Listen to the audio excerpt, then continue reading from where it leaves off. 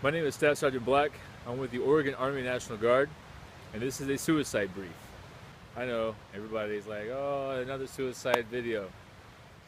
In the last 5 years, I've run 10 marathons.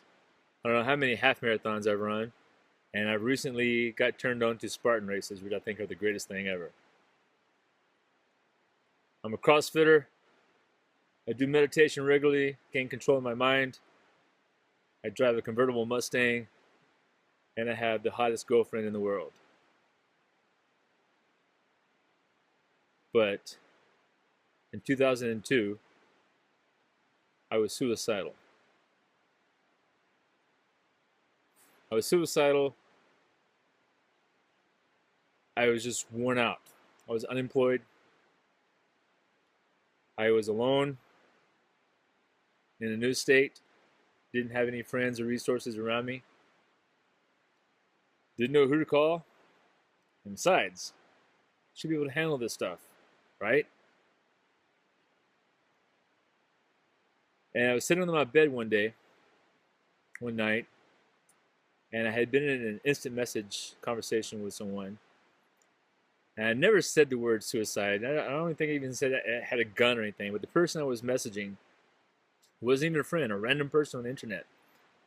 Read between the lines. They could tell something was up, and they would not leave me alone. And I would sit on the bed, and I would reflect on all that I was feeling. I was surrounded by so much uncertainty, so much despair, so much hopelessness, unemployment, alone, hungry, everything else. But there's no way out. I'm like, what else can I do? And all of a sudden, here's a pistol.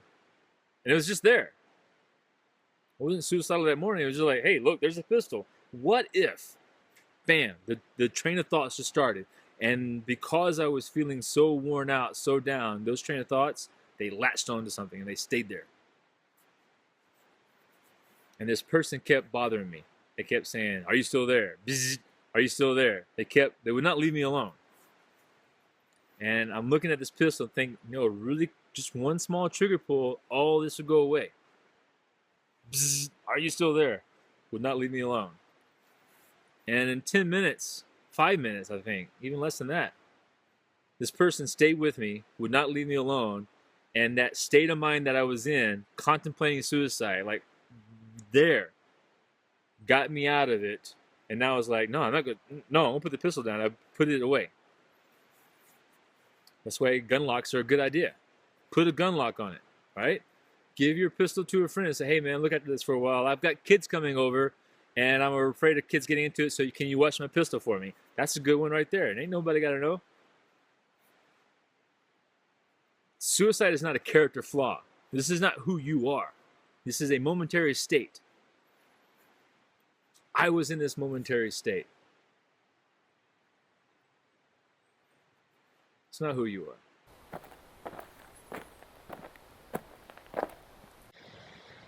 Have you ever been on tower duty or LPOP out in the woods and you were freezing cold? You are so cold that your bones ache. You're so cold that you can't even imagine what heat feels like. You try to say to yourself, imagine warm beaches, and you can't. I mean, you know what it looks like. I know what sand looks like and beach towels, but you can't imagine it in your body. It just doesn't seem real. It seems like the other side of possibility. That is what depression and suicidality is like. That sense of hopelessness, that nothing matters, nothing will change. That sense is permeating into your bones. And so you cannot imagine what happy feels like. You cannot imagine what purpose feels like. You can't imagine what anything other than this base level, give up, nothing feels like. And so somebody comes along and says, buck up, camper. It'll be okay. Meh. That's like somebody, when you're freezing, somebody says, hey, think of warm thoughts. So it doesn't work.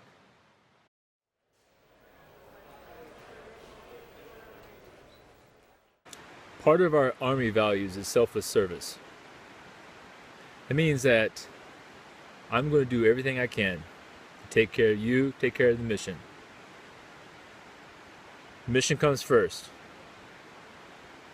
Part of who I am is to sacrifice myself for the good of others. You're in a fighting hole and you're freezing, and somebody says, "Hey man, why don't you tell your friend, call your best friend up to come sit in this hole for you while you go relax." Would you do that? No! I've been on training missions before with soldiers, and we're pushing them. They're cold, they're wet, they're hungry, they're tired, and they start degrading in their ability to move, and they can't do so well anymore, and we'll stop. Because now training value has gone down. We've gotten what I can. So we'll stop, we'll get us some hot chocolate in, the medics will bring some hot chocolate, and we'll spend 15 minutes just warming up with some hot chocolate. In 15 minutes of that, those same individuals who were just stupid crazy from cold now can turn into and lean into that training lane. They can lean into that snow. This ain't no big deal. We know this is not going to last forever. I got more energy now. That is what your resources are. That is what happens when you call one of your friends up and says, "Hey man, I'm having a rough time right now. I need to talk to somebody." All you are doing is getting some hot chocolate. That's all you're doing. And once you talk to someone, get some stuff off your chest, or go get some other resources, whatever it is, you got some hot chocolate. Now you can turn around and say, "Okay, good to go. Appreciate you being here. Got my back. I'm going back into the fight." Bam! You got it. And if it's really cold, they can bring you the greatest invention the military has ever done, the whoopee. One, this is not permanent. It will get warmer. It's cold now, and you can't think of what summer is like. You can't feel it. But this is not permanent. Two, friends, family, resources, programs, they care. I care. Call me. I'll talk to you. All right? All these resources, the people that are available, they're not going to fight your fight for you. So it's okay to call them. You're not trading places with them. You're not asking them to carry your burden. And you're certainly not contaminating them with you. You're asking them for resources. You're allowing them the opportunity to bring you hot chocolate. If somebody you love called you up and said, "Would you come help me out right now in the middle of the night?" would you take that call?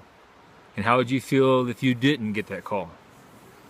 Give those who love you the opportunity, the honor to give you hot chocolate.